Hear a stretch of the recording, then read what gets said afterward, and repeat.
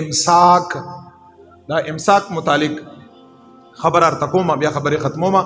بریدہ صحابی دی رضی اللہ عنہ اغا فرمائی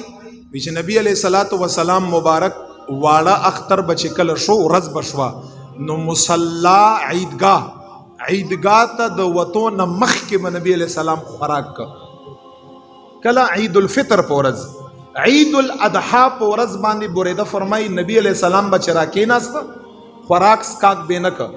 تردی پوری چه دا غٹ اختر دا من سلام با اگر زیده دی تا روژه نویل که خان دا غٹ اختر لسم ذی الحجی یوم النحر دا اغی ورز مختصر عبادت تے امساک ورطی سورتی امساک کلنا چراکینو ماوتا پا خیر باندې منزتا بس ماوتا با خوراک سکاک نکو تردی پوری چې د لوی اختر سا سلام سشي وګرځي او د قربانې په غوخه باندې حدیث کې راغلی دی داغه په کلیجی باندې یا په غوخه باندې کاغه ته څوک انتظار کړي شي باغه باندې د امساک مات کا مستحب خبره ده نبی رسول الله په قربانې باندې مات کړي خو که قربانې کې خامہ ټیم لګي ګربي بس چې سلام وګرځي تا ته اجازه ده خوراک وکړه دا مسنون دی مسنون سنت دی او یو کتاب داسې لیکلی دی علماء فرمایي چې په دغه خبره کې سند کې ضعف دی کمزوری ده خو که خدای پاک مهرباني ته وګوري مړه دام کم ده ځکه خدای دینم ډیر لوی دی او بهرحال په سند کې بعض علماء خبره کړې دا واغه فضیلت دا دی چې چا چې دا امساک وک د لوی اختر په ورځ باندې شپېتو زرو کالو عبادت ثواب دی 60,000 سال عبادت ټیک ده چې خبره ضعیفه ده بعضې کتابو لیکلي خو که رب ته وګوري زیام چې دا ډېره کمه ده الله ډېر لوی دی ډېر لوی دی دومره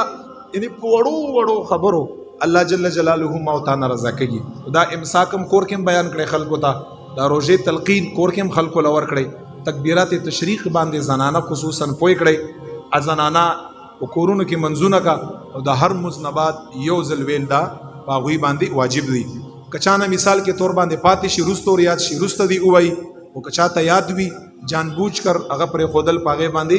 ګناهګار ګرځي او که بیا په دغه ورځو کې چانه مونځ قضا شو او دا مونځ دی هر کلم را ګرځي نو هغې نه پس ته یو ځل دا تکبیر بیا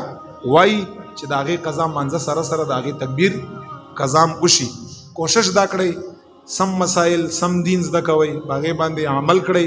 صرف اورېدو پورې محدود مساتئ نورو خلکو ته مخکې بیانوئ خدای پاک به تاسو لم اجر درکړي موږ له هم خدای پاک د دغو خبرو اجر راکړي الله تعالی د موږ له په دغې لسو شپو کې خصوصي توګه باندې د عباداتو اطاعاتو د ښې قربانۍ او د ښه نوافلو قیام اللیل موږ تاسو له توفیق راکړه او که عبادات نی کم از کم د رب لا یزال موږ تاسو خصوصي توګه باندې په دغې لسو ورځو کې د خپلو نافرمانیو نه په حفظ و امان کې وساتي